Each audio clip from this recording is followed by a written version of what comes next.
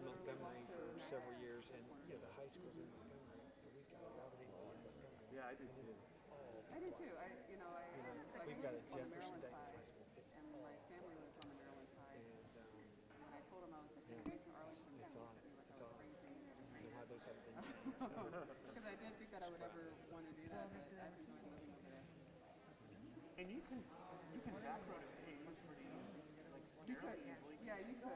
So you could be very easy to across the street from Georgetown. So they can go that way. But I just think So many surely you don't drive. no, I don't. But even taking the metro, so where do you go? To Metro Center? Yeah, I usually go to Metro Center. What does that take you, 45 minutes? On the metro itself, I probably said, about I thought to myself that if I ever got to Canada, it would be in industrial organizations, like in rural organizations, because it is, I mean, if you work in any environment, it's important to understand that you have to find somewhere to shift somewhere that will Before we get started, but Oh, they're paper? Yeah. More of a real. yes. It's so hard. It's all like soft and nasty. And,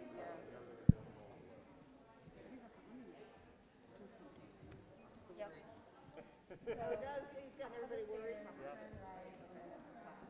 I'm gonna risk it. don't say you weren't warned. In the restroom. I used it before we left the house. Oh, okay. So You should be fine. I should be. It is warm up here. So what's the agenda for tonight? Okay.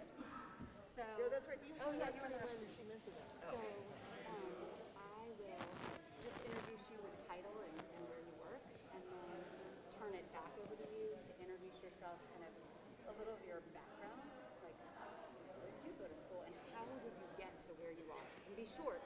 It doesn't need to be, the full trilogy, but like a good, like how did you end up a horned frog man?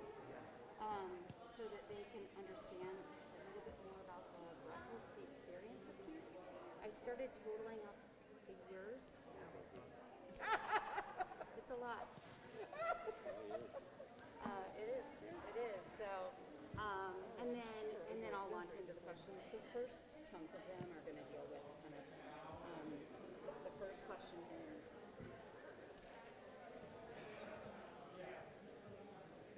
obviously we're going to talk about COVID and how it's affected college admissions, but tell me what hasn't changed. What hasn't changed about the local college admissions and the process. And then we'll address some of the COVID stuff, and then it's just things like, given that students have honors and key and leadership roles, how does a student distinguish themselves? The last question that I have, we'll just kind of see where your comments go, but you recognize that as a private school, everything has a level of privilege that many other students do not. Can you explain institutional priorities and other considerations you have when talking to talks? And if anyone would like to reference the Atlantic article yesterday, if you saw it, it's like, dear therapist, my son has done everything right, and he is white, and now he's not going to get into it. And it was Was it basically- written tongue in cheek? So Lori Gottlieb wrote this as a response to a privileged parent, and it's a great response. But it was fascinating. So it's all over the college admissions stuff on Facebook. It's in the Chronicle right now, but I think it was originally an Atlantic article. It was interesting. Yeah. I don't really catch those things. Yeah, I was going to say that. It was literally yesterday, I think. So the article said that it basically was like check your privilege, but nicer. It was addressing that one for sure.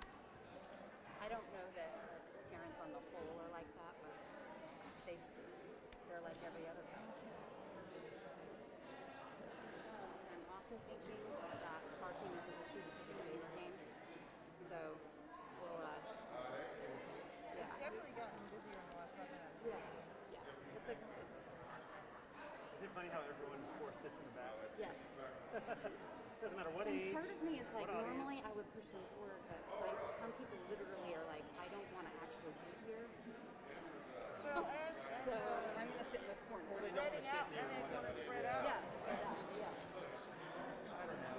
I'm kind of feeling dejected. If I was Michelle Obama, they would all be in the front row. We will be. I've asked 2 people to start moving them forward, but we'll see if that works. That's really hard to do. You know, even at our events, you know, we tried to do that too. Like, hey, there's some great seats up front. I guess I should make sure I have the times correct. All right, Dr. Andrea Felder, Assistant Vice Provost for Undergraduate Admissions at American University of Nashville. Professor Kerry Thompson.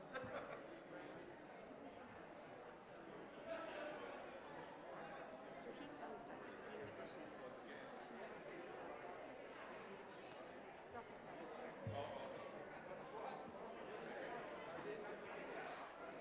Yeah, I gotta say the word. Good Robert, thanks.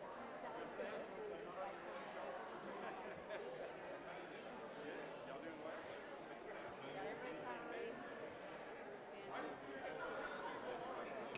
And then kind of, yeah, So, just saying. we're Young University, and so we are instructors. Came to be with And Robert, we have in Birmingham what we call Magic City because they have 300 the ability to produce iron and if you miss it, first option is weapons statue called Vulcan. you need to prove it. Vulcan is the Greek god of defense. I think And so we were the trailblazers. like in the age of COVID and college so much has changed. What us did. Somehow we That's all. created Dragon Blaze. And so We all agree that we don't all need to but he's awesome. Yes, yes. That's right. We all get that. Yes. I was like, okay, you covered it. Yeah, yeah. And the great thing is so many of you have had so many different jobs of ours And at some of the high statues. school. So it's like We got a couple. everybody has something. He's like serial killer.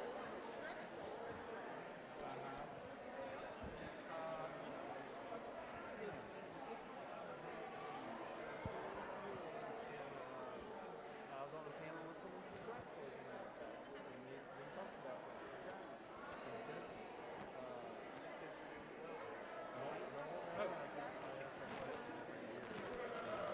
Yeah, so you're older than the last time you had us here.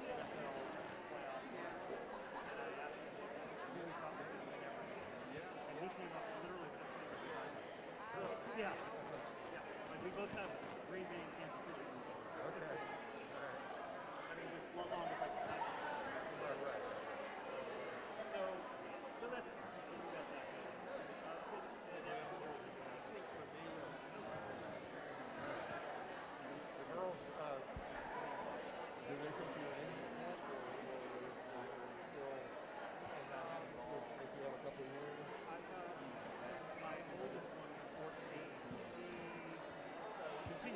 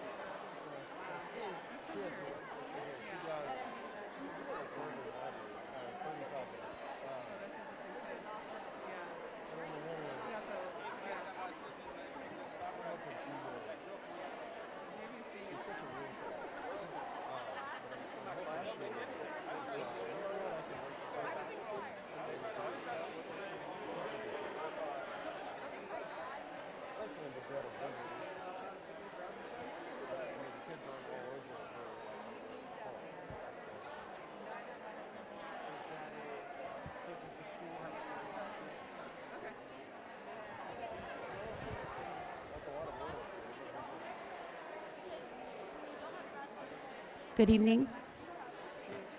Good evening, everybody. Hello. Thank you so much for coming out tonight. My name is Amelia Mann, and I'm the Interim College Counseling Director. I really appreciate everyone being here. And fill me in. How was the game? Oh, okay. All right. I figured it didn't feel like that was the energy I was looking for. So, yeah. All right. Well, I appreciate you finishing out your night with us. I am going to introduce this amazing group of people. I am so thrilled they're here. I was not sure if they were all going to be able to make it. So this is pretty phenomenal that we are able to do this event live and in person. So give me a moment, and I'm going to go ahead and introduce them, and then they're going to tell you a little bit about themselves. So this is Dr. Andrea Felder. She is the Assistant Vice Provost for Undergraduate Admissions at the American University in Washington, D.C. Next to her is Mr. Heath Einstein, and he's the Dean of Admissions at Texas Christian University in Fort Worth, Texas. And then we have Mr. Kerry Thompson. He's the Vice President of Enrollment and Educational Services at Gettysburg College in Gettysburg, Pennsylvania. Ms. Sally Stone Richmond is the Vice President for Admissions and Financial Aid at Washington and Lee University in Lexington, Virginia. And then we have, last but not least, Dr. Tyler Peterson. He serves as the Executive Director of Admissions and Financial Aid and Scholarships at the University of Alabama at Birmingham. So when you look up here at this panel, including myself, you've got about 160 years of experience. Yeah, so you're gonna be hit with some wisdom tonight, folks. I hope you're ready. So no pressure, y'all. They're going to go ahead and just introduce themselves a little bit and their background and how they came to be working at the institutions that they are currently at. And then we're going to just engage in some questions. At the very end, we'll have an opportunity for you all to ask questions. So don't be shy.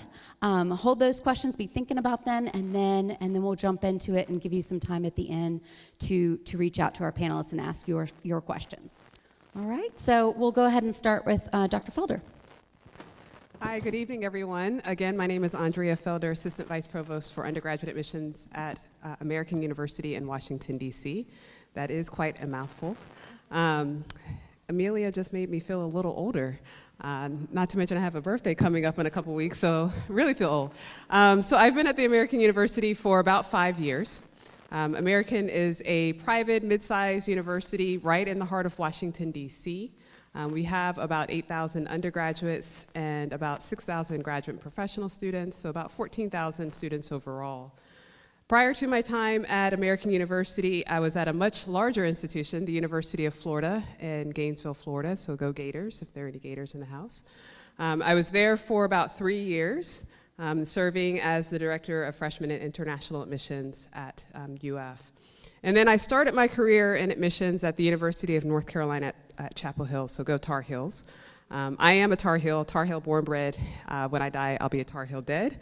I'm also a Carolina graduate as well. Loved my time at the university, but it's been great being back home. So I'm originally from Maryland. And so being back in the Washington, D.C. area has been a joy for me. Great students at American University, great students at all of the places where I've interacted with. So my line, and then I'll pass it on to Heath, is you will find your place at some great institution around the U.S. There's so many of us with different feels, vibes, towns, college towns, cities, that sort of thing. So we do hope that you'll take the time to explore the differences in each of our institutions. So, going to Heath. Thank you very much. Good evening, everyone. And I want to thank GPS for having us. This is a real delight, and especially at a time of the year when we're busy reading applications, getting away from screens and spreadsheets can be really nice. My name is Heath Einstein, and like I'm guessing all of the panelists on this stage, I did not major in college admissions. I'll give you just a thumbnail sketch. You can read my autobiography if you want the full picture. I went to George Washington University in Washington, D.C. as an undergraduate student, and continued a little bit west of there to Georgetown University, also in Washington, D.C., and I have a master's in public policy. I don't do public policy. So a lot of us just sort of fall into this work, which I think is a really good lesson for you, that you don't have to know at 17 or 16 years old exactly what you want to do with the rest of your lives. So after working for a year outside of the field of college admission, I got pulled right back in because I had been an undergraduate student employee and gave tours and did all that fun stuff. So I worked at GW in admissions for a few years, and then made the switch to the high school side and worked at independent schools in suburban New York City, and then in Dallas, actually at the Hockaday School, so I'm very familiar with the girls school setting. And for the last 10 years, I've been at Texas Christian University, first as director of admission and now as dean.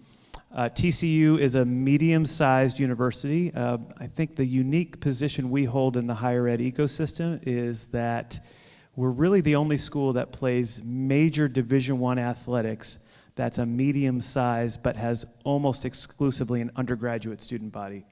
And so you're going to get the attention that you'd see at a very small school in terms of faculty-student engagement with the same sort of spirit you'd see at a very large institution.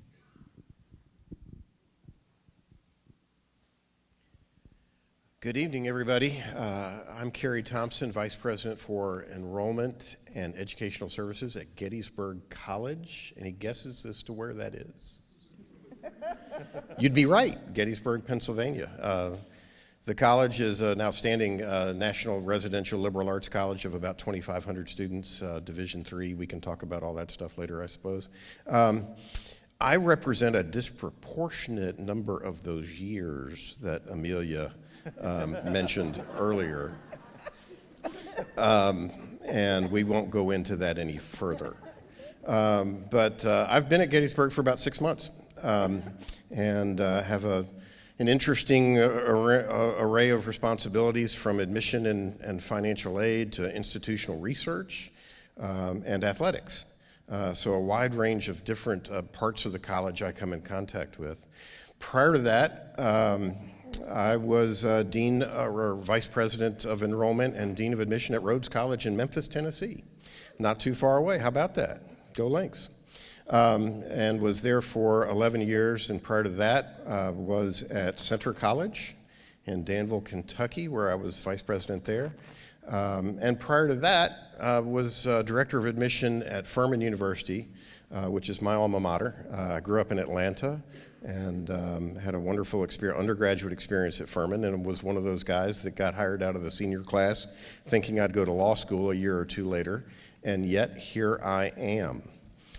So I stopped off at Vandy for grad school, and I've just been absolutely blessed to be a part of just a number of really wonderful, excellent institutions that are worth your time to consider, all of them, and look forward to your questions and helping you move along this path.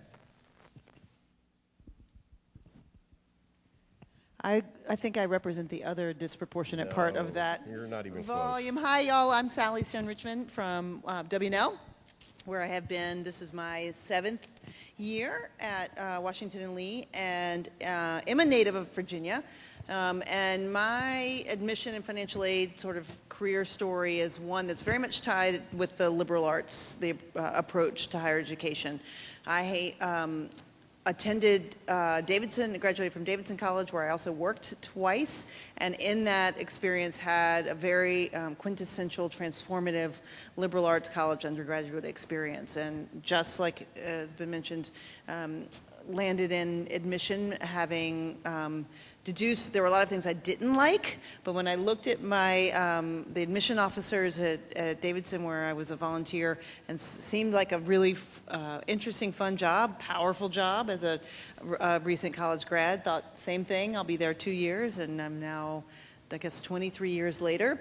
I have worked at one other liberal arts institution besides Davidson, Occidental College in Los Angeles, so I've covered the coast, and I've also, like Heath, been a college guidance counselor as well. And I think, number one, I love high school age students. I really enjoy working with high school age students. I'm glad of that fact right now because my own child is a high school senior, and I know nothing about college admission when I walk in the door of my home.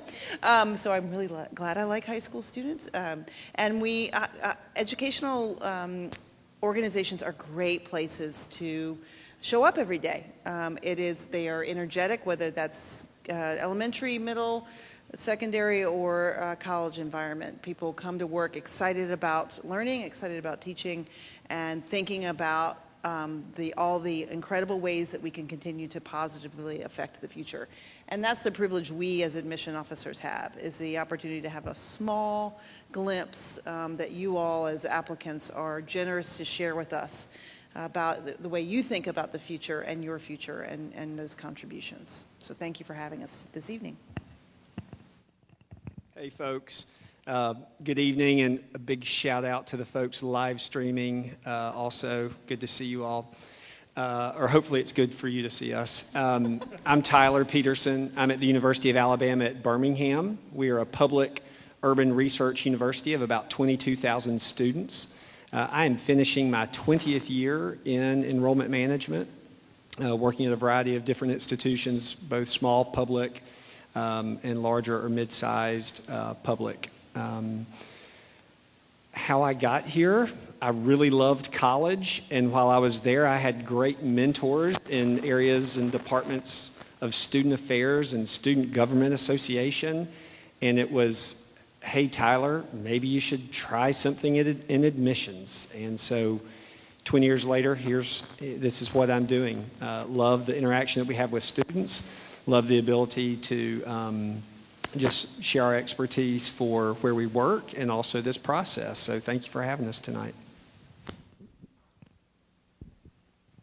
Thank you, everybody. Okay, so the world of college admissions has changed a lot. The landscape is very different than from when many of your parents were looking at colleges and going to college.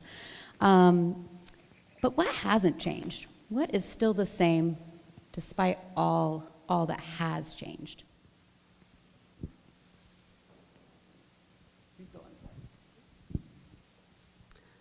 I'll say one thing that has not changed are the people who care about you as applicants, as students who are looking at our institutions, trying to discover what our institution what may make our institution unique. There are people behind the desk who are actually reading your application, so it's not a machine. So that hasn't changed. And I think that you'll find that we do care about the students who take the time to apply to our institutions, and that we are here to help and support you through the process, answer any questions that you may have, because so much has changed over the last several years. And we're also here for your parents as well. So this is your process, but parents, we're also welcome. We'll welcome your questions too.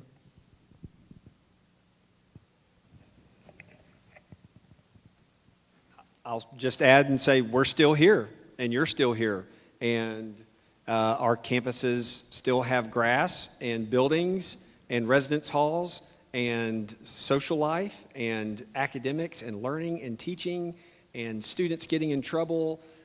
So all of the things that we have known still exist. It looks a little different. You look a little different right now with the mask on. I look a little different. But at the core, this process and where we are and who we are is still the same. So, COVID, still happening. How has that changed your recruitment practices, and how would you encourage students and parents to engage with colleges right now, both from a virtual engagement standpoint and also with on-campus visits?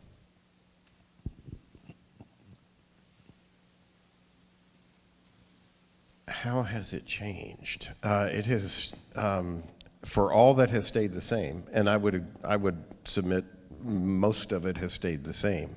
The outreach has changed dramatically. The way we do it, the methodology, the employment of digital platforms, and the like. So we're still all experimenting and trying to find the right way, the right mix, the right. We all desperately want to cut through the clutter of life and get our message through, and to develop a relationship with you individually. So that's the goal. The methods have had to change some. In terms of interacting with us, turn your cameras on. That you're supposed to laugh. These people up here know exactly what I'm talking about. So when we have a Zoom, or when we're meeting with you at your school, or all those sorts of things, the interaction's important. That's the way we get to know you. So we need to see your face. We need to see your smile. We need to see your questions. This is hard without really being face to face. So interact, and we're all Zoomed out. All of us up here get it. Trust me. We have attended, 8 hours a day on Zoom meetings of one description or another for the last 2 years, or for much of the last 2 years. So we all get that, but to the extent that you can, interact with us, or with the admission staff member that you're meeting with. That's the goal. We're really trying to get to know you.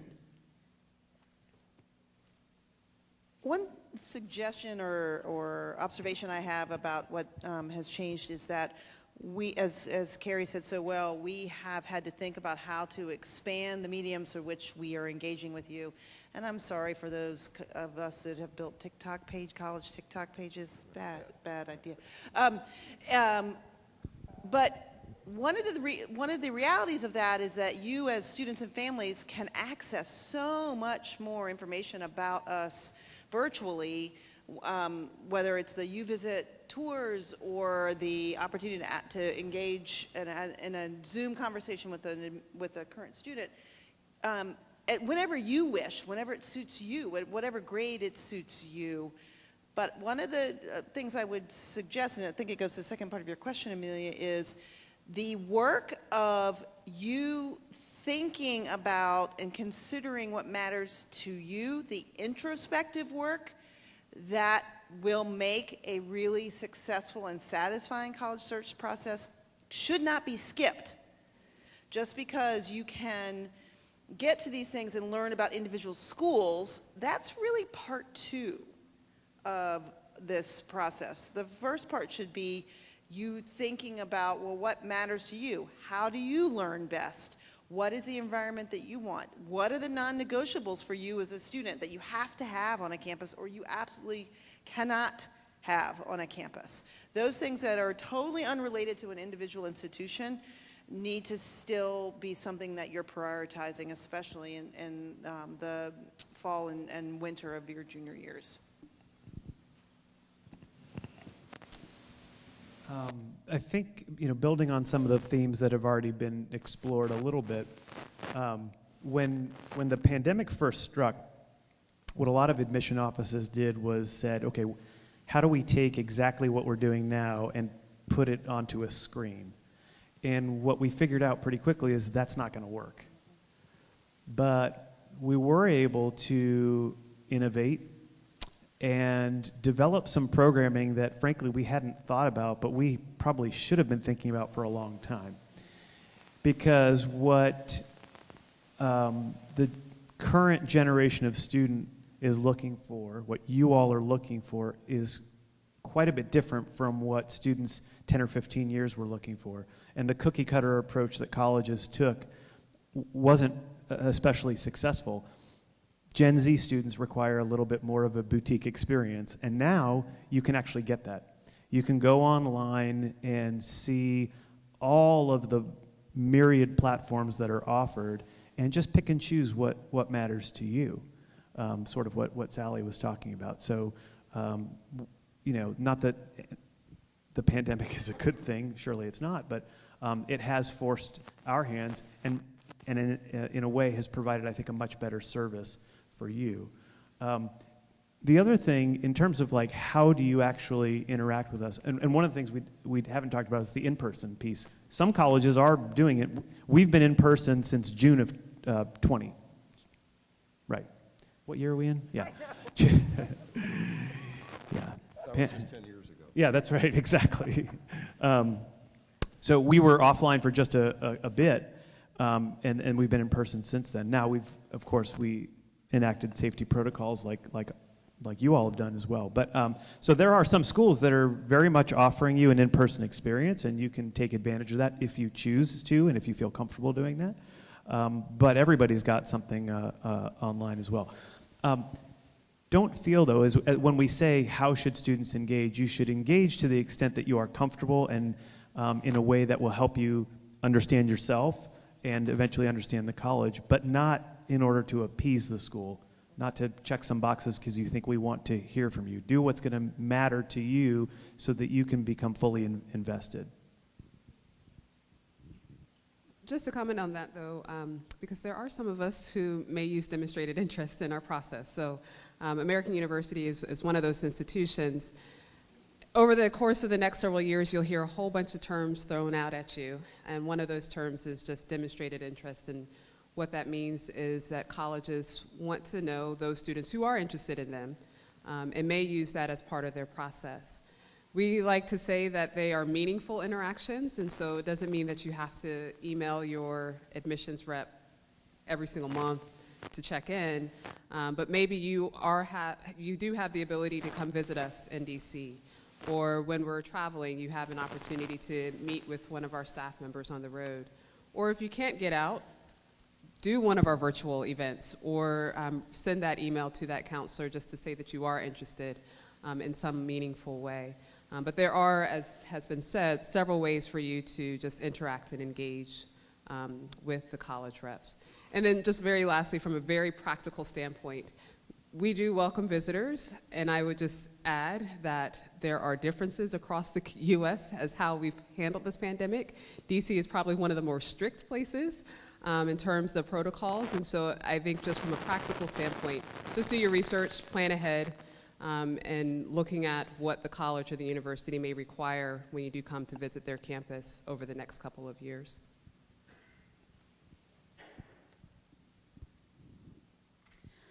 So this week in college class, the juniors have talked about standardized testing and how that has shifted as of late with a larger movement to test optional admissions.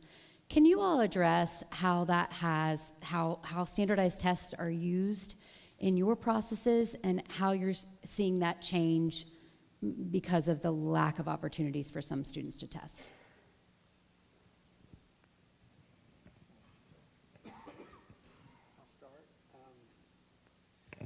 So, yeah, I would say when you think about standardized test, think of it as one piece of a larger recipe. And it may be an important ingredient to that recipe, but it's not the only thing that goes into that. Standardized tests have been used for so long that in many ways it's taken, and this may not be true of every panelist here, but it has taken a global pandemic for many universities, and I'll just speak for mine, to say, wait, we can't do this right now. We can't require people to go take this test. It's also opened up doors for a lot of universities to have the conversations of, well, wait a second. We did this for the class of 2021 because they couldn't take it, and maybe there's a way that we can continue to do that. We know that test scores have been barriers for a lot of students in terms of college access. And so, I think the future of test optional admissions in higher education is still yet to be determined. A lot of institutions can make that decision and go simply to their president or their board of trustees and get approval. For some states, it may be that it has to go to the state legislature.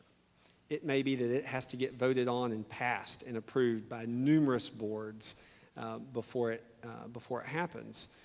So I think what I would say about a test score is that what we've seen and what a lot of schools have seen is that for schools that have made an SAT or an SAT optional, about a third of an applicant pool is not submitting their test score, which that means there are still people that feel really good about their test score and they're submitting it.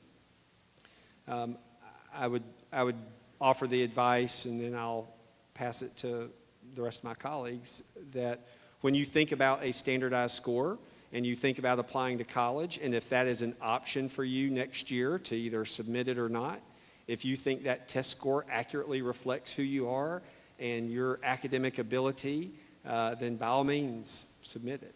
If you're applying to a school that doesn't require it, and you feel like that doesn't accurately reflect who you are, then don't submit it. You have a choice in that process for a school that offers that. I know there's a lot of opinions on this, so I'll pass it on.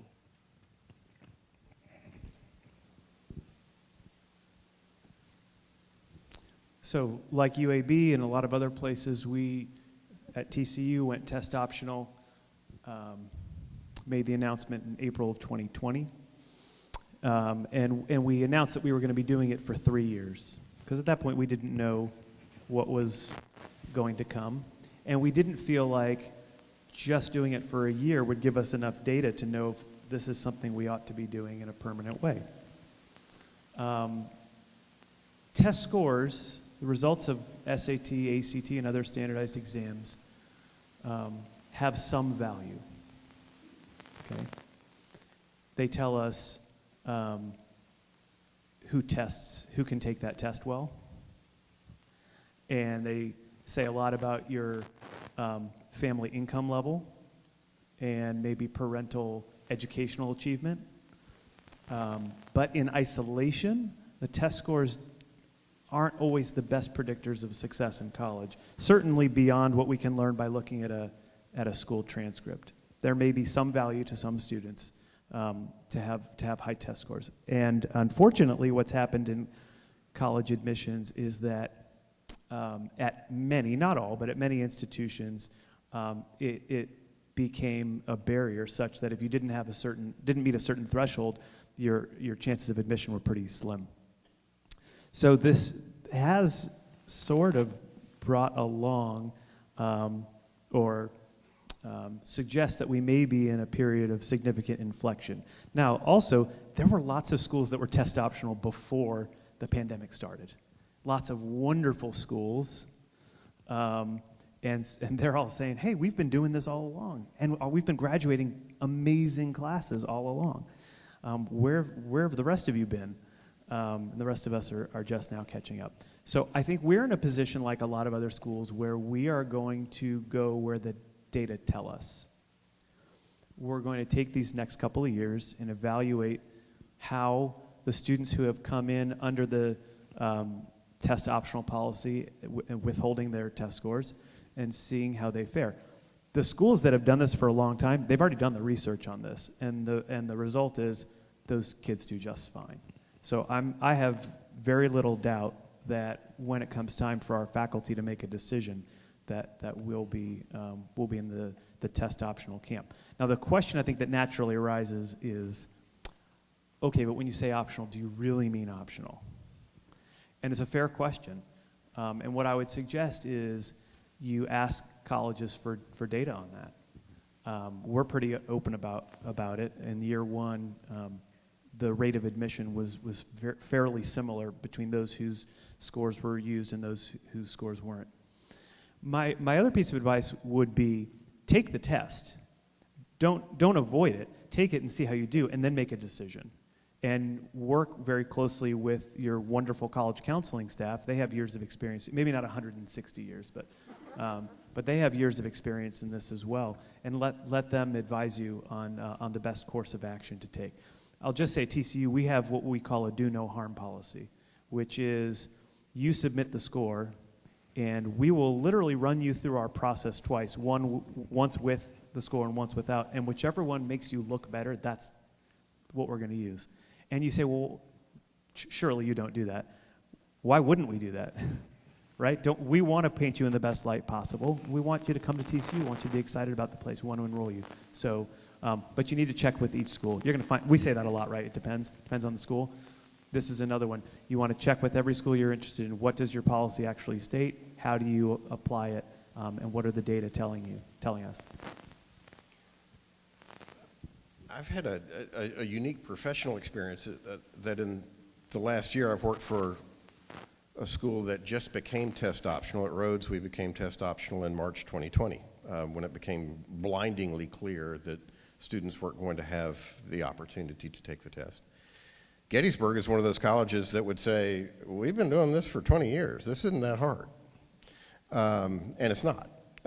We figured out very quickly at Rhodes, took an adjustment, but we figured out how to do it. I think the genie is out of the bottle. I think it's going to be very difficult to put back in, but you should check with each individual school. But also be aware, and I agree with everything both of my colleagues have said, also be aware that in the absence of a test score, what are we left with? We're left with the courses that you've chosen to take in high school. We're left with the performance, your performance in those courses. We're left with your college essay. We're left with your extracurricular activities, and we're left with your recommendations. Those are the other components. Those are the other pieces of the recipe. And so without the test score, there's going to be more scrutiny. That sounds like such a harsh word. There's going to be more attention paid to those other components, right? So understand the whole process and check with each college as to what their practice is. But I would certainly agree with Heath. Don't not take the test. That's going to foreclose some options to you. And that's not in your best interest. So again, this week in college class, we did talk about standardized testing. For the parents in the room, we are very, very pleased at GPS to be able to offer school day testing. And so we will be giving each girl an opportunity to take the ACT and the SAT in March. And so as we begin having our family meetings, we'll ask you to look at other standardized test dates that are on Saturdays from now and through the summer, but do know that each girl will be given the opportunity to take both the SAT and ACT. Thanks, everybody. So speaking of the rigor of the curriculum and what that transcript looks like when you're reviewing it, GPS specifically, when you're evaluating a student, our girls like to say, do they know how hard GPS is? So how do you learn about a school and learn about the rigor of the school and consider that in the context of the review of the application?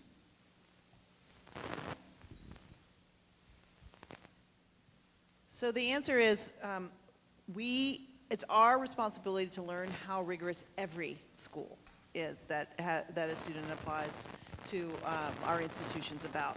And there are a number of different ways to do that. The reason that matters is because what we know, unlike a test score, as he said, test score in and of itself doesn't predict the best success in college.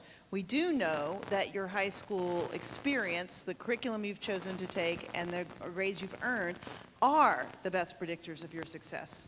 at our institutions. But every high school is different. And so we don't walk into an application evaluation process, open a student's application and say, well, this year we're looking for a 3.99 unweighted with 12 APs. It's just not fair. That's not the way you can read an application. It's when we talked about the thing not changing, the humans behind this. Reading applications is an incredibly time-intensive process, and the primary reason it is because we do take the time to understand the school's background. So when students are applying, we have admission officers who may have traveled to that area, may know the communities, may have visited the schools, have had the live in-person experience of visiting a number of schools.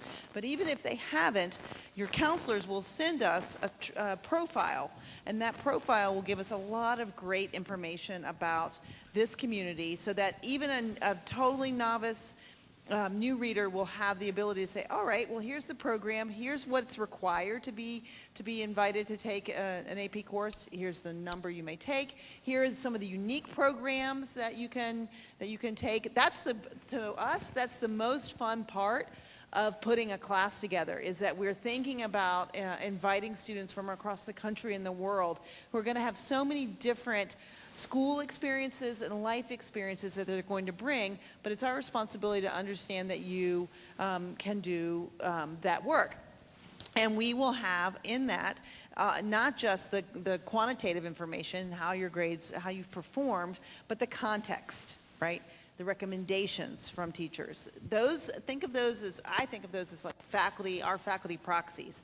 They're those teachers saying, this is what I've enjoyed about having the student in class. These are the things that they bring to the classroom environment. And then it's incumbent upon you as the applicant to sort of give evidence to that intellectual acuity through your writing, through your engagement with the institution, if they offer interviews, your ability to really exemplify not just the paper performance, but the real story behind the level of that rigor, the enthusiasm for learning that you bring. So it's our responsibility as admission readers to understand and appreciate the information we can get. We have other ways of learning that information. By the way, that doesn't include trying to identify your social media channels and learn about you through that. It is through the sources of information that you give us and that the school will share with us as well. Is it just a coincidence that behind us are brag facts about GPS, that 100% of the girls are accepted to colleges and universities, greater self-confidence, great STEM knowledge. So also your institution, GPS, does a great job of communicating the rigor and the opportunities that are here. Sally covered a lot there, so we're going to dig into it a little bit more. So you all are really involved students. You're taking challenging classes, honors and AP courses, many of you. You're the captains of your teams. You're the leaders in the theater. So they're going to want to know what's going to distinguish their applications as you read thousands and thousands of applications. It's an easy one. Come on. I always like to think about the things that you can control with the application by the time you're getting to completing the application itself. So the things you can control, how you describe all of those activities and extracurricular events and leadership and whatever it is that you do outside of the classroom.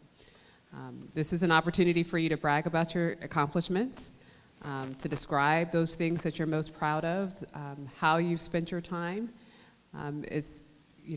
I'm sure all of us could probably relay a story about how we didn't learn about somebody being, president of the student body, but through a letter of recommendation, because the student did not tell us that information.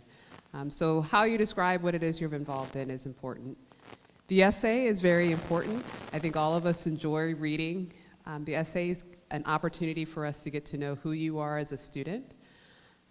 The application essay topics are pretty much out there. A lot of us are on the Common Application.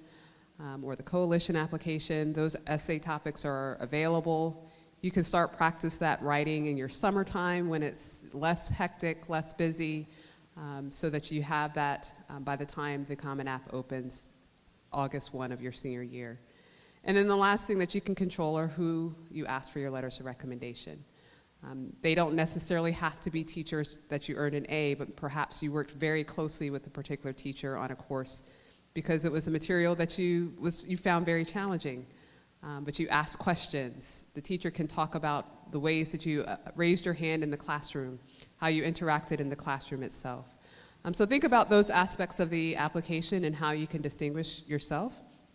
Spending a little bit more time just talking about the essay itself. We know that you're all 17, 18 by the time you apply to our institutions. Your experiences probably have been limited. Most 17, 18-year-olds have very similar experiences.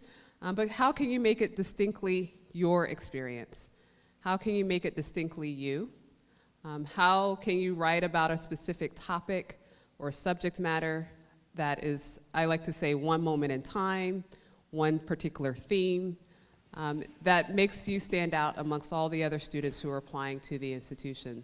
So even if it's an essay about, and we've seen several essays about getting that winning score, or going on a trip abroad, or doing something in the summer, what was special about that from your perspective?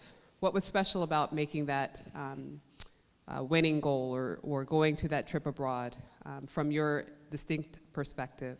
So just think about that a little bit as you're getting ready to complete your applications when you become a senior in high school. You'll see tomorrow when we do our case studies, the essays are always a point of great debate and conversation. So we'll have some of your own opinions to glean from those yet tomorrow as well. One of the real advantages of having gone here is that you know your teachers very well, and they know you. They've been watching you, whether you realize it or not, and these are the people that are going to write those letters of recommendation. Not every high school student in America has the opportunity to be understood as well. And so think about that a bit. Think about who you connect with, who connects with you. Don't ask that person to write the letter of recommendation the day before it's due, and maybe even take them a box of cookies. But that is a real advantage of this experience. Somebody who knows you in depth, who knows what you can bring to the classroom, who understands how you interact with others. All of those things, those are all things people at GPS are watching right now. So number one, be aware of that. Number two, be thoughtful about that in terms of that recommendation. It's not just, oh, I got to find 3 people. It's, let me take some time and think about that a little bit. And your college counselors can be really helpful in helping you think through that as well. When I think about the question, what is it that we're looking for? I think what you'd find almost every selective, and certainly the most selective, or what's become into vogue, the most rejective, colleges would tell you is that we have more qualified applicants than we actually have space for. And that is an unfortunate reality. Not every student who could do the work is going to be admitted. What we're looking for are what I describe as high impact individuals. People who are going to come into our community and make the place better than the way they found it. That doesn't mean that every student has to be student body president or captain of the field hockey team by any stretch. You don't have to be the most outgoing person to be a high impact person. But what we don't want are the kids who've gone to school and come home and played PlayStation for the rest of the day. Although we do have an intramural Xbox championship at TCU, so. But we want individuals of impact. And understand, as Kerry alluded to, with the real advantage of going to a place like GPS, in addition to the fact that you get to have people like us come and talk to you, and not every high school student has that, and we get to know you and know your schools really well. Not every student has that. You can trust that even if you don't get into the schools you really wanted to go to, and you have to go somewhere that might have been your third choice, which is still probably one of the top 20 colleges in America, that you're prepared to excel once you get there.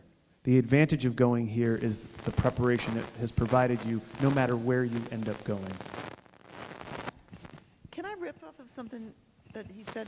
First of all, thank you for making that point, that our process is about helping to shape a community, but we know that what this experience has been is not about college admission, it's college preparation.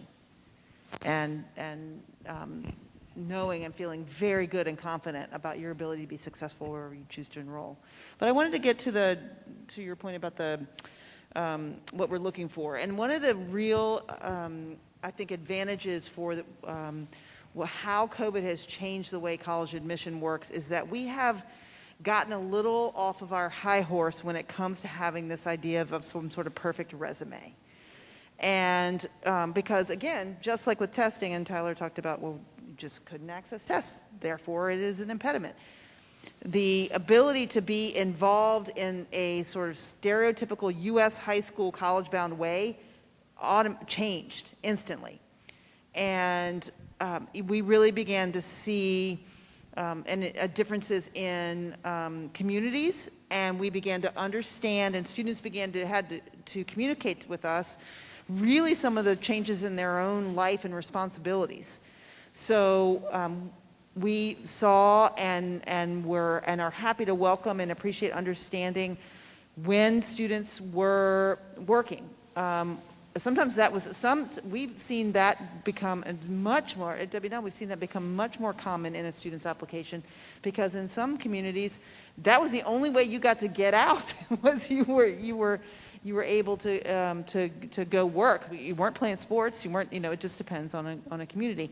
But it forced us to not fall into sometimes lazy habits, quite frankly, of just sort of looking and thinking about, okay, well, what are the total number of things or number of hours that someone has done 15 different activities, and it's forced us to sort of do exactly what you all do, which is identify and prioritize your time based on what you value.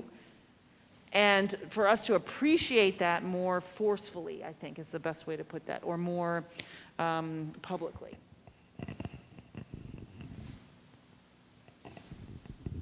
So the pandemic, especially with online learning at many institutions, have forced us to really, really confront that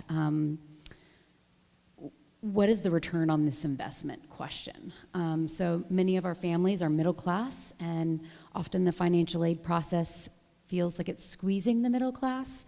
So can you talk about the value proposition of going to college and what that looks like right now in the age of COVID?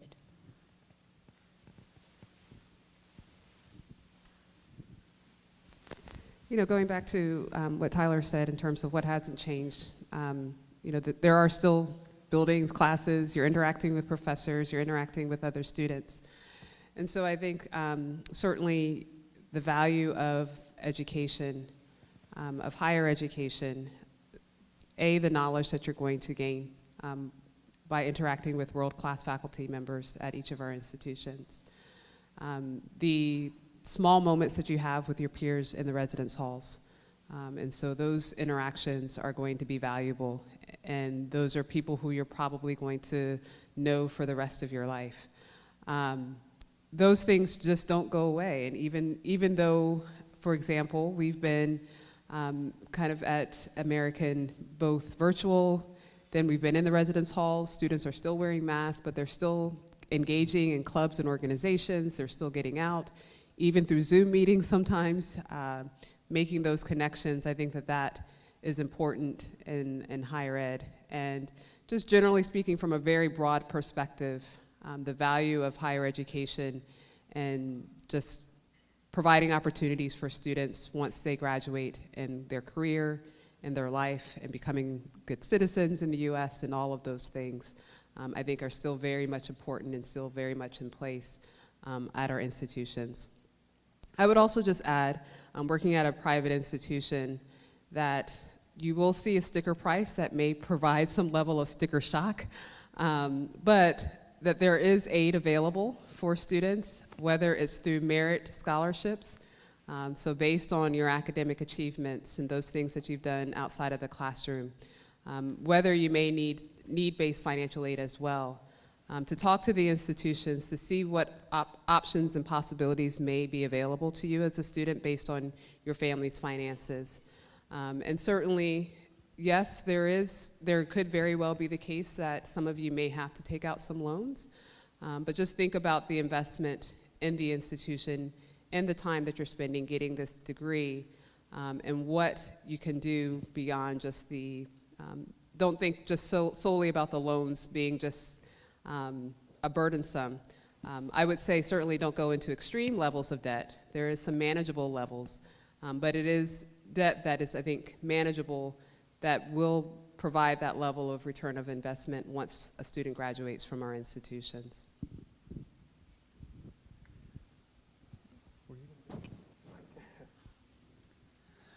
So for, I think, generations, it was sort of accepted that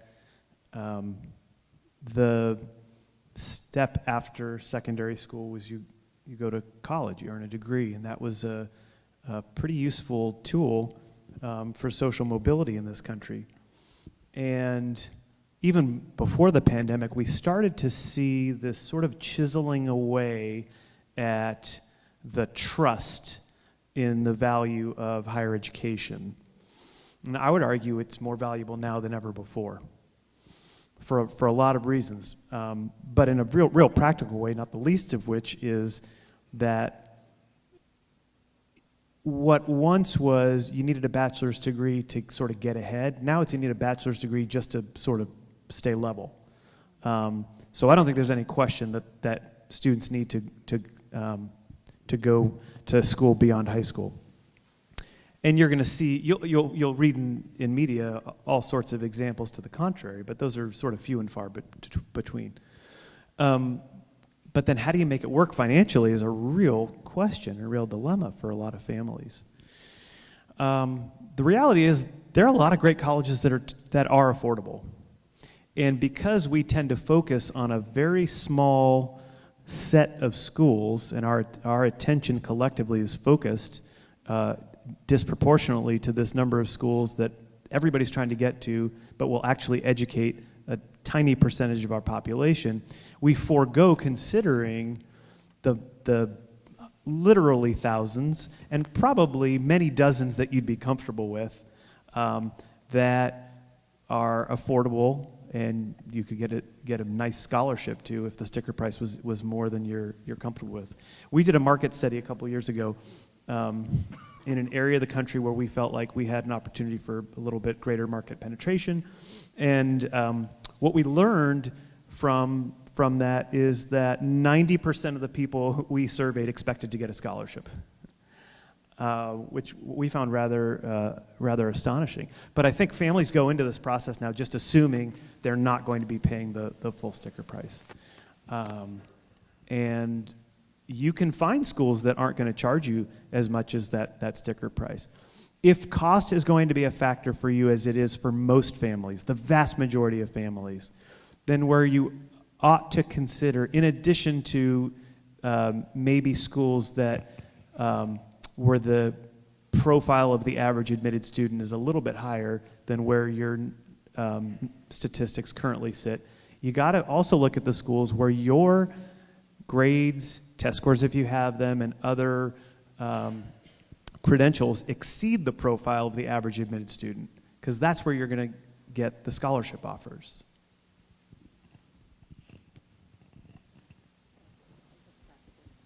Well, I was going to say something practical as well. How about that? Maybe so. All of us on our websites, how about that? Yeah. All of us on our websites have something called a net price calculator. And that is, it's required. It's a federal requirement. We all have them. Some of them are better than others. So what I'm about to suggest to you is something I would suggest you do on 3 or 4 different net price calculators, just to get a sense of what the resources are for your family at that school. Now, the better information that you plug in, the better information you will get out, but you could go home and do that tonight at any college in America's website. So there are some tools for you to really help get a sense of what you should anticipate. They're not perfect. They're not meant to be perfect.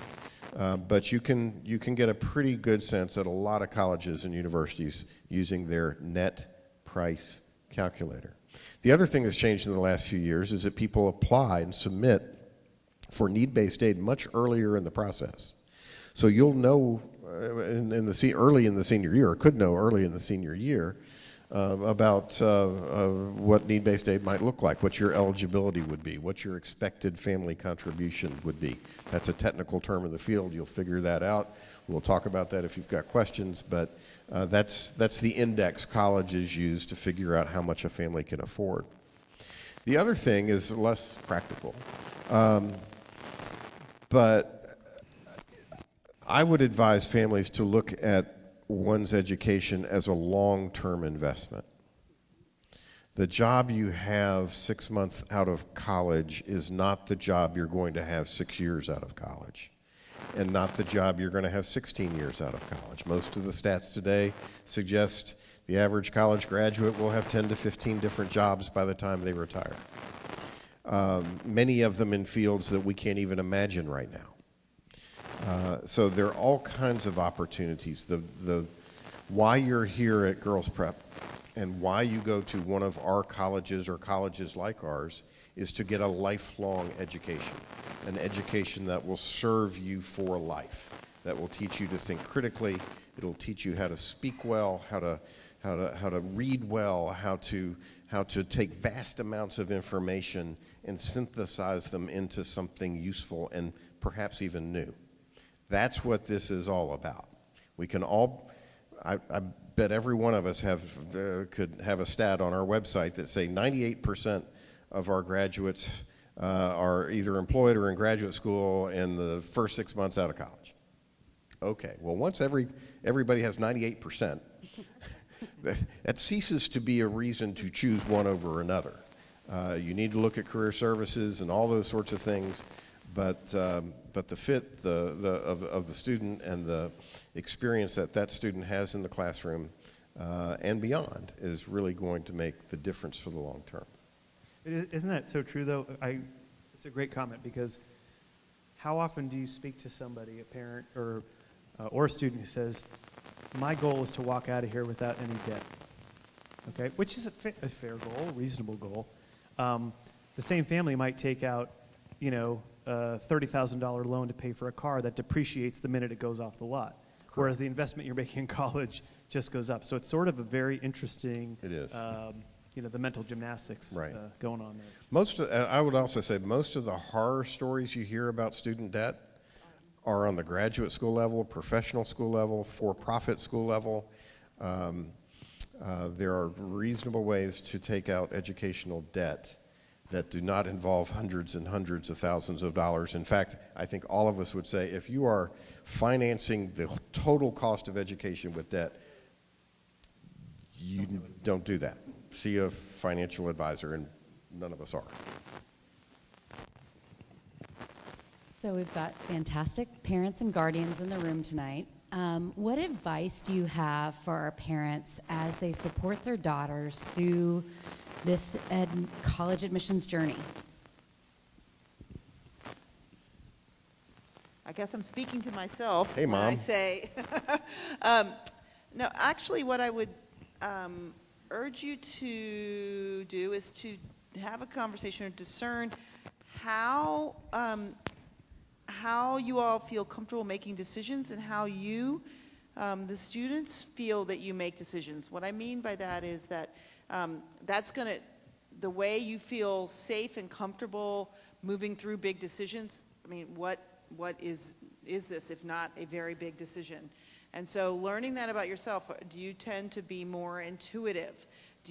Are you logical? Are you sensory? In other words, you can't imagine even thinking about where you'll apply until you've spent hours on each campus. Do you need to buy the guidebook and look at every data point about the institution? Are you going to have to make a pro-con list? Think about other times and how you feel comfortable making decisions, because that will, in my experience, learning that and appreciating that will then mean that when you're having your, whatever way you as a family want to talk about colleges once a week at the dinner table, whatever that is, knowing that you understand the way in which your daughter is looking at this and then thinking about it will be very instructive as you think about especially the harder conversations about this process.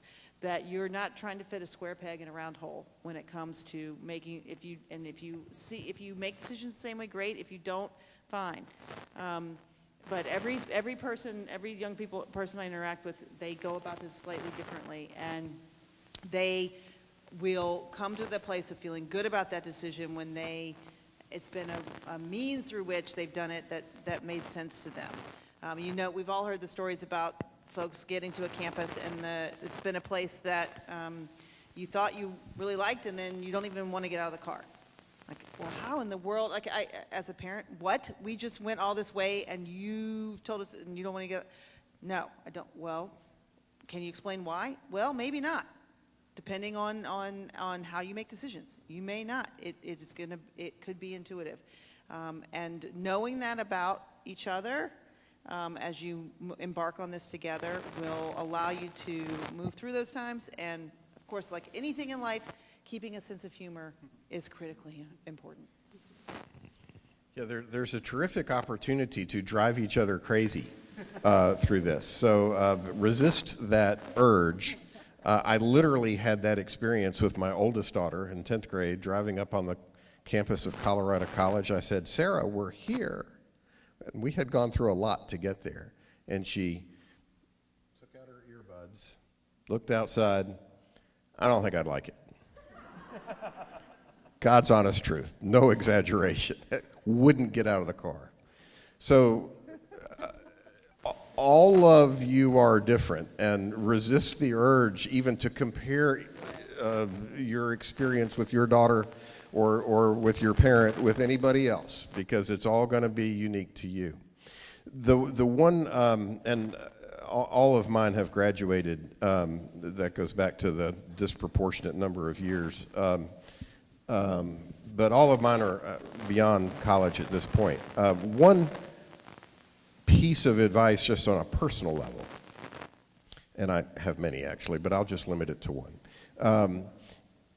Taking it back to the financial discussion we had just a minute ago, it's really important, I think, for the whole family to appreciate up front, early in the process, what are the financial realities of what we're dealing with. All of us can tell stories about a young person who has applied and been admitted and fallen in love with our campus, and mom or dad says right at the end, sorry, we can't afford that, you can't go. That's a pretty tough conversation at that stage, late in the senior year. That should have been a conversation that happened early in the senior year. So that's a dinner table conversation. Every family's different. Every family has different values, different priorities, different circumstances. There may be 5 kids in the family, and you got to figure this out for all 5. Who knows? But that's an important conversation to have early on. My advice would be rooted in when I have seen situations that have not ended well, where a student has come to our institution and it's primarily been a parent, family member, loved one who has been the driving force behind that. And you could see the whole time in that students face that this is not where they wanted to be. That this is where a parent, guardian, loved one thought, this is where you should be. Unless your goal is to transfer, and that's certainly possible. There may be a goal to start at a community college and transfer. There may be a goal to start somewhere else and then transfer to a school that has a nursing program through a 3-2 agreement, whatever it may be. But if that's not your goal, we want it to be right only once. And I think it's right once when family members realize that they're not going to college, that it's their daughter. I think you get it right once when you realize that where your son or daughter in this case goes to school isn't for you just a point of pride and a bumper sticker you get to put on your car. That it's truly about where can my daughter go, that she's going to be happy and be successful, and that she's going to be cared for, and that she's going to have opportunities. And when I've seen that, that's the really awesome thing about our job, is when we know that student finds that, and it's because it's the right thing for them, not necessarily the right thing for their parent or family member. So I think my advice dovetails really nicely, Tyler, on what you just said. Especially about the bumper sticker. The NYU College of Nursing did a study about 6-7 years ago now, and they looked at students, they did a quantitative and qualitative study, comprehensive, that looked at students in 11th grade at independent schools in New York. Okay, so similar community, not exactly the same, but similar. And what they found was rather astounding. The levels of anxiety, chronic depression, the number of hours of homework that the students were doing a night. I'm sure girls, you have no idea what that's about. And the girls did more homework than the boys. And largely what they pinned it to was the pressure that the students felt from their parents, and to some measure the pressure that we in the college admission process who were involved put on high school students. So we the adults in the room bear collectively some responsibility here.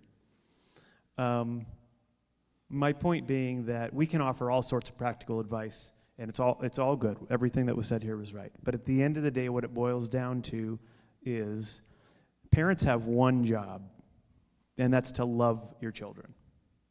That's it. And they need to hear you say that repeatedly. And you can't wait until the process is over, because then what will be internalized is my value as a child was based on this process. What you need to say is, we love you no matter what happens, and we know you're going to be successful no matter what happens. The rest of it doesn't really matter all that much. I don't know that I could add after hearing that. I would agree. There are so many places. We've talked about it. We've hinted around it. There are so many different places and opportunities for students out there.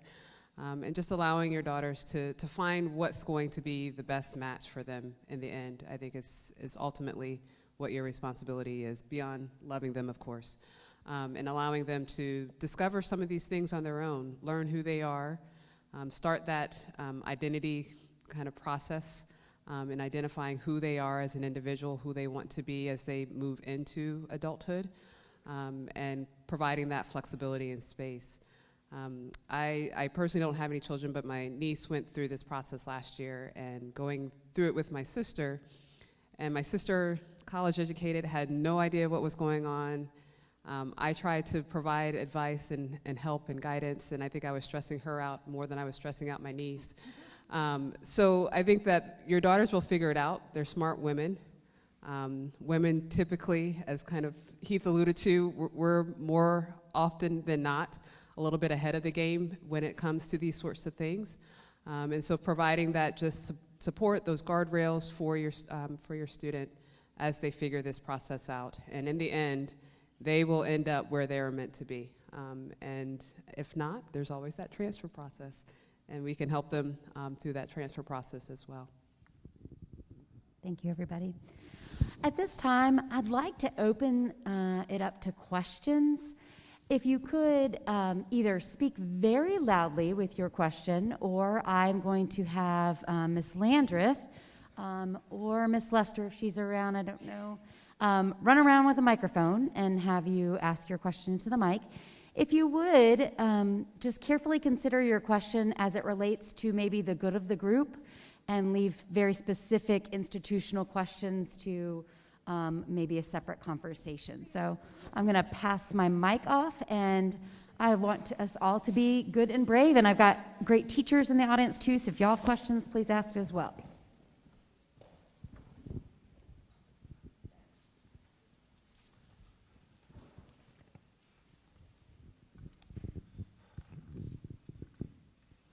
So obviously our girls come from an advantage being in a private school, and part of what you all talked about was standing out in your applications. I wonder how hard it is for an advantaged child to stand out. I guess what I'm seeing is a kid who comes from adversity would have maybe the opportunity to stand out more, or what do they do if you have all these APs, all these classes, all this parental support, all this money behind you? It seems like what you would do is minimized. Is there anything that makes you stand out more, or do you think that it minimizes those children in some way?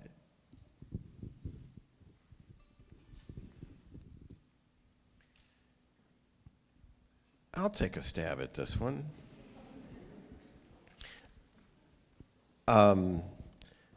Given what I understand about demographics and college finance and the pressures on enrollment, you might have seen a Washington Post article this morning.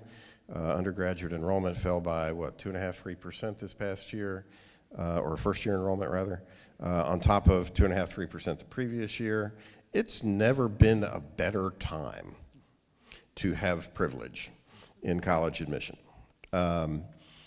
Colleges are going to be embracing of students who are talented and have resources and want to come and be a part of their community.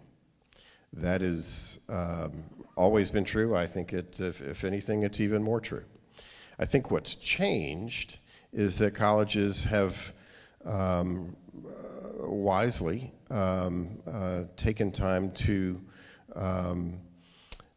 consider students who are coming from backgrounds that have been less represented in college in the past.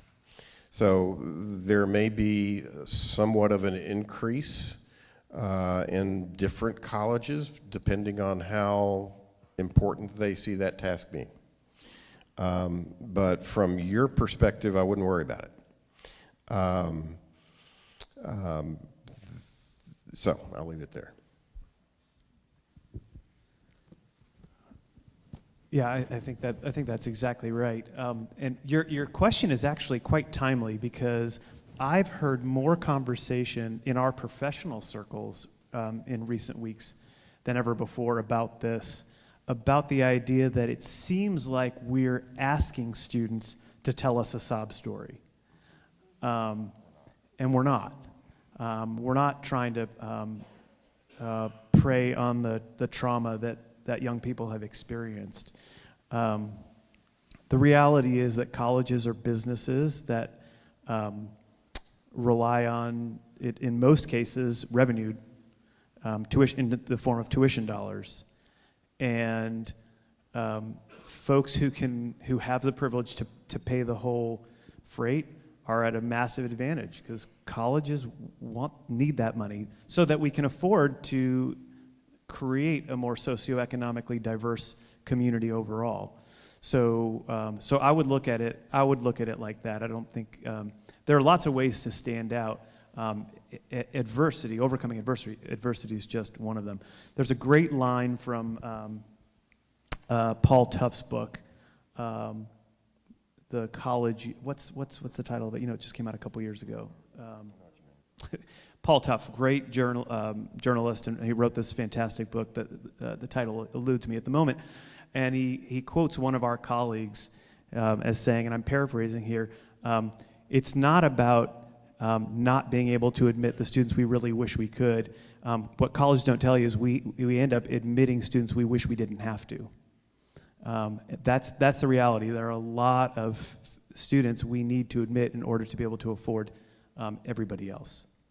And that sounds really harsh, but that's true. Yeah, and let's also keep in mind, there are a small handful of colleges and universities in the country that have a 3% admit rate. That was a crapshoot then, and that's a crapshoot now.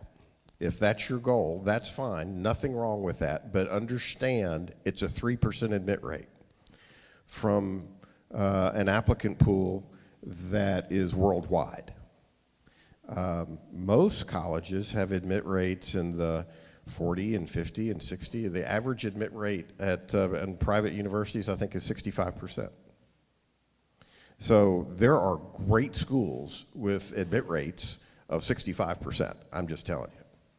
So take the broad perspective here. And it's true that American higher education is still the envy of the world because of our diversity of types of institutions. That we have land-grant institutions, we have institutions within each of our states that have a responsibility to educate our citizens in those states. And so the definition of privilege depends on the mission and expectation of each of those different institutions. And as was said, overcoming adversity, grit is another sexy word that's been used in the last 10 years, are two examples of attributes of which there is a panoply that we are seeking. You know, fundamentally, we are educational institutions, so our number one goal should be to seek students who are curious, who are excited about learning. But every one of us has different attributes that we will bring, just like we have different experiences, intellectual preferences, and I would say that we are getting better at eliciting those from students' applications. And so yes, sometimes the questions we ask are more refined and help us in trying to get a sense more of your personality traits than just your accomplishments. An institution I used to work for, I was happy to see still has amongst its supplemental questions, tell us about a quirk that you have. And where it comes from. Something that's quirky about you. You know, I bite my nails, for example, right? Things that like just sort of make you, and you may not even know it. Your friends may be the ones to have to tell you about it. So yes, we are constantly trying to learn more about you, but that's where those questions really do come from. But the number one supplemental question we all ask is what? What do you think? Many of us ask on an application. Down in front. What would you think? It's why our institution. We talked about demonstrated interest. What is it, have you done the homework about our institution? NYU's is the best. It says, besides the fact that we're in Manhattan, why would you like to come to our institution? We, again, are asking of you, what are those things that excite you so that we can help understand who you are and what you might bring?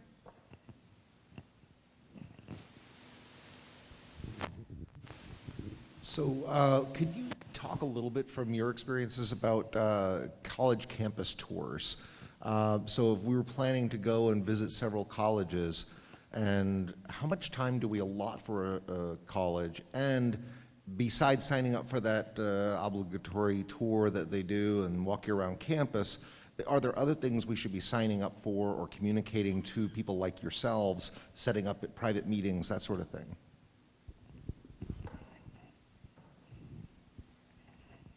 Yeah, the typical tour information session is usually going to be about 2 hours. I usually advise families to think about the other colleges and universities in a particular location. So perhaps you can do a couple in a day. So my colleague who went to GW, we often get students who go visit GW, Georgetown, and American in the same day. When I was in North Carolina, they would do a stretch on 85, so Elon, Carolina, NC State, that sort of thing. So those are the typical, tours and information sessions. If you've really done some digging on an institution and you know that this is probably going to be one of your top choices, you may want to explore meetings or opportunities or specialty tours within a department. So again, at American, our School of Public Affairs is very popular. They host a specific tour just to learn about how you can study political science and policy in the District of Columbia. So they're very specialty tours, and so that may be of interest. If you're thinking about the performing arts, perhaps scheduling a audition, the school may require an audition of some kind to learn about the performing arts and those sorts of things. So I think that websites are going to be a great place to start. All of us have on our websites where you can sign up for those tours and information sessions, and then we'll often direct you to the other departments if those other departments or schools offer specialty tours while you're on campus for the day. But I'd also tell students to go off the beaten path sometimes and just stop random students who are not our either volunteer or paid ambassadors and ask them about the institution, what they like about the institution, what they like about the town and the community. Explore the community where you're going to be going to school. So explore either Washington, D.C., explore the college town where this school is located, just to see types of restaurants, what type of community. Me personally, being a person of color, it's important to know that there are going to be other people of color in my community, or where am I going to go get my hair done, those sorts of things. And so think about those things as well as you're going to the college tours and learning more about the community. The last thing I'll say about this, once the student has been admitted, most of us will host some sort of either open house or programming for admitted students where you can get those more in-depth questions about living and life as a student at that institution. Asking those really deep questions about, okay, I'm about to spend 4 years at this place, why should I be here? And getting those questions answered from students, learning about the processes, the support that students are going to receive at the institution. And so you'll have those opportunities, especially once the student has been admitted to the university. There's not a better return on investment than the campus visit. There's just not. It's a tank of gas, maybe it's a plane flight, maybe it's a night or several nights in a hotel. But when we're talking about a 4-year investment, it is just critically important. And yes, you all live in the South. You know that azaleas don't bloom year-round, right? They only bloom for like 3 weeks out of the year. But maybe on a website you see blooming azaleas all the time, and that's just not reality. Spending time on campus, seeing what people look like when it's not a big football game day on a Saturday.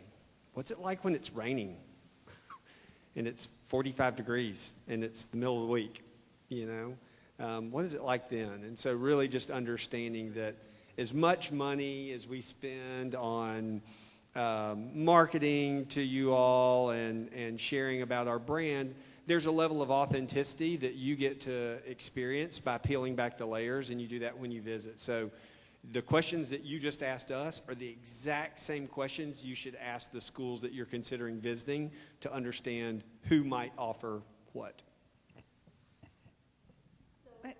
I'm sorry, but there's a sort of an irony to it, which is that some of the most insightful moments are happenstance and serendipitous on a college campus when somebody gets lost trying to find the admission office and you run into several people, or you happen to see somebody walking a dog that's like your dog and he ends up being a biology professor, and they what the stories that like that. But at the same time, if there are things, very specific things that are important, don't leave it to chance for them to be available for you. because we can't promise that the biology professor is going to be in his or her lab. Right now, we can't promise that all of our buildings will be open, but we can promise that those things that we are sharing with you on our websites are available, and the linkage to coaches' emails to those individuals, so that even if you're not able to meet with them, you've made a contact.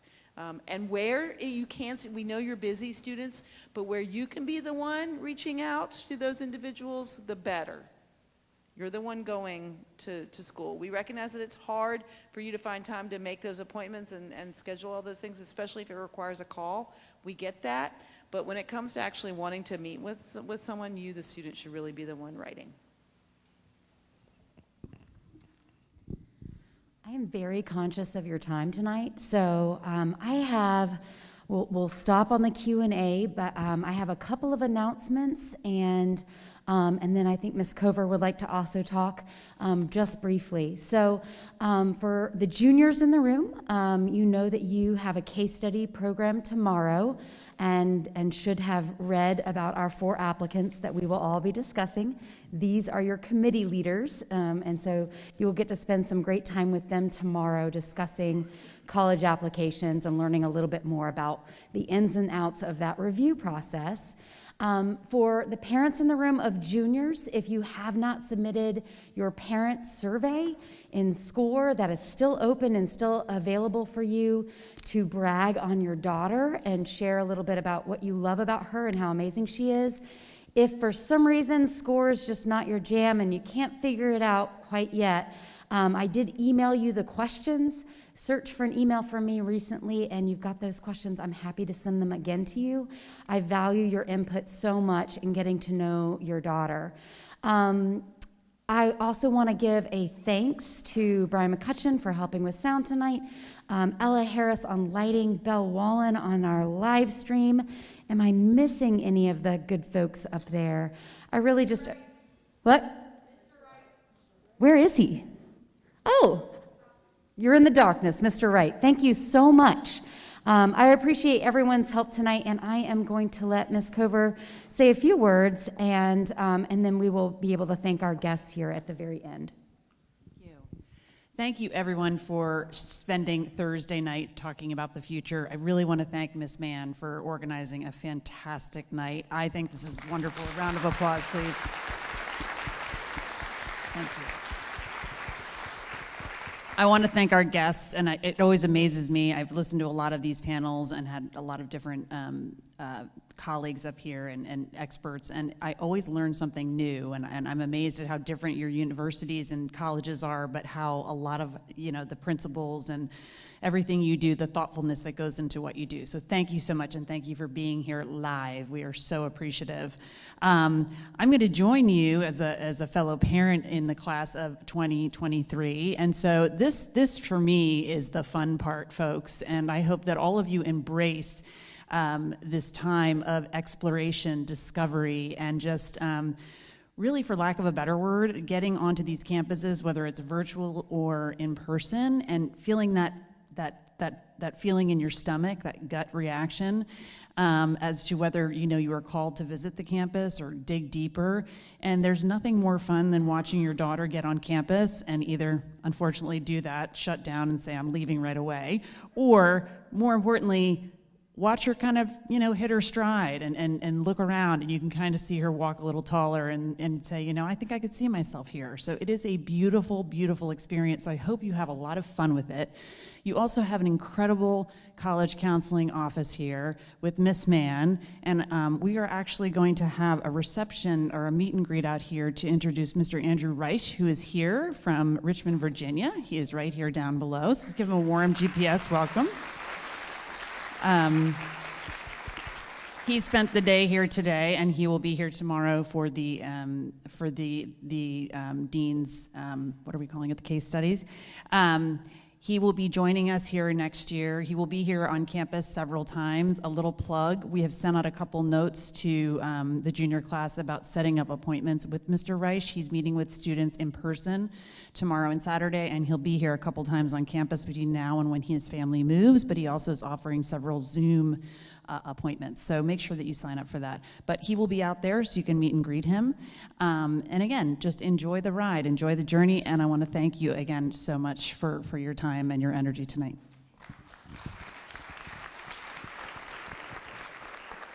One last thanks before everybody leaves. If you all will look around, you will see your teachers and other members of our staff, faculty at GPS here. This is a family affair.